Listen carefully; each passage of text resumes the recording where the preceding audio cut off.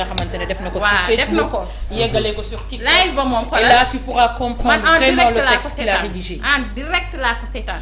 parce que bëgguma ñu may nettali yu mel ni dama koy bëgg a seetaan ak sama bopp. seetaan naa ko Facebook mu commencé am son mu dem eggali jee ko TikTok. donc j'ai suivi en fait. moo tax après j'ai pas compris cette information. d'accord Mamy sa jàngat ci kàddu yi nga xamante ne Fadilou yëkkati na ko.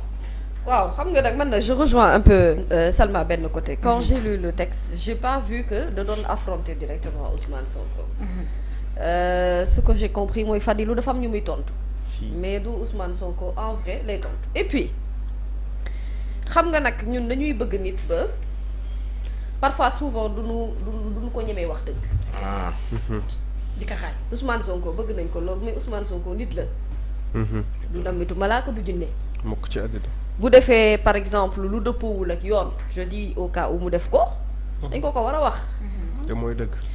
mais defagu fi loolu ça c'est un. de deux bu fekkoon Fadilou Keita Ousmane Sonko lay waxal bu ko defee par le biais des réseaux sociaux itam deful lu jaadu. ndax kilifa kenn du ko yedd ci mbooloo. te ma jàpp ne ki nga xamante ne wax dëgg yàlla yéen a defandoo lépp yéen a xeexandoo yéen a partagé ndoo lépp.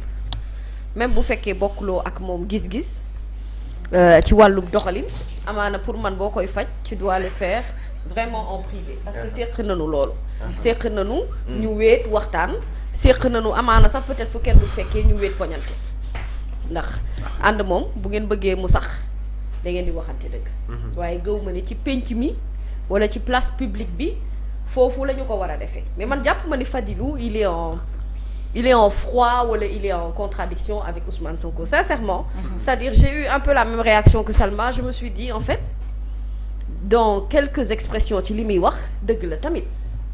njiit lu mu nekk sa njiitu parti. mën nga bañ a d'accord ak moom yenn gis-gis yi. te am nga sañ-sañu itam wax ko ne ko d'accord ma ak yow ci yenn gis-gis yi. te bu nu waxantee dëgg yenn nomination yi nga xamante ne jot na fee am ci ñi nga xamante ne danoo bokk Pastef. bu nu weetee rek wax dëgg yàlla ak seenu biiru xol ak lu ñu bëgg Ousmane Sonko amaana yenn yi du leen neex mais Ousmane agit en tant que leader et il agit en tant que dans le sens de un leader bu war a dajale bu war a réconcilier te encore une fois Ousmane ci live-am amul dara lu ci blessant maanaam jox na ñi ko bëgg gëdd gi war te wax ak ñoom ci xëy na li nga xam ne moom la jàppee ne ça va dans le sens de la réunification de la famille maintenant je pense que xawma kan moo ko wax est-ce que du Ibrahima Sall ni waa Pastef dañu war a def attention ci benn mbir li ñu war a njëkk góorgóorlu mooy ñu structurer seen communication et puis ñu organiser seen communication souvent moi je trouve qu'ils font beaucoup trop de publications ci moment yoo xamante ne c'est pas un moment pour communiquer xam nga Fadilou même bu fekkente ne l'intérêt n'est pas d'aller affronter Ousmane Sonko les gens qui le lisent comprennent autrement parce qu'il a communiqué très mauvaisement ci li nga xamante ne moom moo jëm ci yëf c'est ça. man loolu suma jàngatu bopp la su ma ko doon conseiller ci wàllum communication dama koy wax bul def sortie fii dinaa ko wax ne ko aussi wàññi leen tuuti yenn publication yi amul njëriñ par exemple je leur aurais dit dañu am benn méthode bu ñu fi defoon ci période avant élection et ça a marché l'idée de mafia kàcci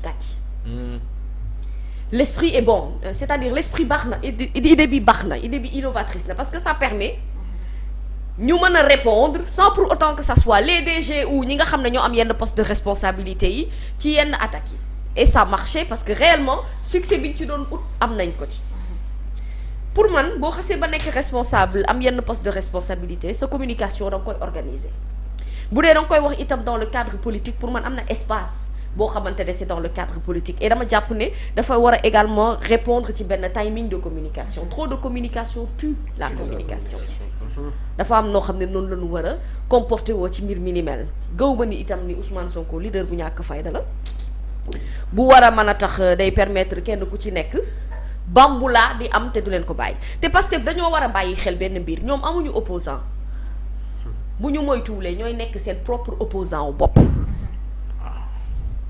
quand on voit des responsables sortir de partout et avoir des idées contraires par rapport ak li nga xam ne moom la ñu exposé sur la place publique connaissant li nga xam ne moom mooy la magie des réseaux sociaux il faut s'organiser de telle sorte que même si on n'est pas d'accord dans la communication externe li ñi di jàpp mooy ne Pastef est un parti fort boo xamante ne amul disparité amul, bien que loolu ça n'existe nulle part. Tous les partis politiques dina am ay maanaam divergence d'idées ak ñàkk bañ a d'accord ci mbir mi. Maintenant man li ma gëm ba gëm ko, et là je ne parle pas de Fadilou Keïta, je parle de manière générale, mooy ne même ici dans l'esprit par exemple de Café Actu su fekkee am na kii benn membre boo xam ne bokkoo ak nit ñi gis-gis d'accord ci façon bi Pape Ousmane Cissé di procéder, xëy na amaana wax nga ko ci suuf jëfewul, wax nga ko ci kaw jëfewul, man damay quitter. Man bu ma bokkatul ak yow gis-gis d'accord ma ak yow ci ni ngay doxalee, bu soobee yàlla na nga doon ki nga doon, man ma resté doon ki ma doon. Li ma gëmul mooy di fëgg sa dënn te fekk yaa ngi ci biir, loolu c'est extrêmement mauvais ci nit koo xamante ne da ngay militer ci benn parti. Parce que l'opposition qui est censée être l'opposition du PASTEF est une opposition presque inexistante, parce que amuñu matière bi nga xamante ne foofu la ñu war a mën a taxaw pour développer ay idées d'opposition. Léegi nag PASTEF ñoo leen mën a may ñoom loo xamante ne moom la ñuy am di grignoter sur l'espace public. Et c'est pour ça qu'il faut faire extrêmement attention par rapport ak yenn communication yi nga xamante ne dañ koy def. Man si j'aurais un conseil à leur donner, c'est dire faites des sessions internes, discutez plus, organisez la communication de votre parti. Parti ñëpp mënuñu communiquer ndoo en même temps. Def école de parti. Non, ñëpp mënuñu nabu. Tout le monde ne peut pas faire des publications en même temps. Une communication, elle doit être comme ça. Dañu war a xam ne ça c'est la communication du parti, avec la voix autorisée du parti. Effectivement. Ou alors réinstaurer le système de mafia gàcc nga xam ne ñoom ñu ngi fi woon mais dañ doon tontu à tout et dañoo amoon vitesse boo xamante ne loolu moo tax Macky Sall avait un réel problème. Macky Sall son problème c'était mafia kàcc moo nekkoon dëgg-dëgg jafe-jafe, parce que lu mu teg xale yi laal te doo xam kan moo nekk ci ginnaaw. Waaw lu mu teg ñu teggi, parce que dañoo comprendre woon magie bi ñu doon joxe. Maa ngi nuyu Ousmane Diagne en passant, mais je crois que Fadilou est un grand homme. Je crois aussi que Ousmane Sonko n'est pas un leader bu ñu yàpp. Évidemment personne n'a envie d'être un mouton de Panurge. Nit ki loo ko bëgg boo d'accord ak moom tamit da nga naan ko d'accord ma ak yow. Mais tout doit être organisé, structuré. Man loolu mooy sama gëm-gëm. D'accord. Après nga jël Momo ak Notan bi nga temps pour terminer. Fary, je te vois hocher la tête comme pour dire que tu es d'accord, tu es d'avis avec Mamy ci li mu wax. C'est parce que man pour man en fait il y a pas de problème, il y a pas de fumée, il y a pas de feu, il y a que daal boo xamante ni moo en tout cas am problème entre kii di Ousmane Sonko ak Fadilou Keïta, parce que tout simplement ba muy wax kàddoom leer na. Xanaa damay fàttaliku li ma kenn waxoon rek ne ma sénégalais loo ko bëgg a nëbb bind ko. Sénégalais loo ko bëgg a nëbb rek bind ko, parce que duñu lire en fait. duñu lire duñu topp mën nañu def lecture comme ça quoi, mais lecture bi tax ñuy wax duñ ko def. te Fadilou la mu wax dafa mel ni tey jii dafay tontu ñeneen ñoo xam ne ay responsable lañ, parce que léegi passage boobu Salma lire na ko te man loolu moo gën a attirer sa sama attention ci li nga xam ne wax na ko tey.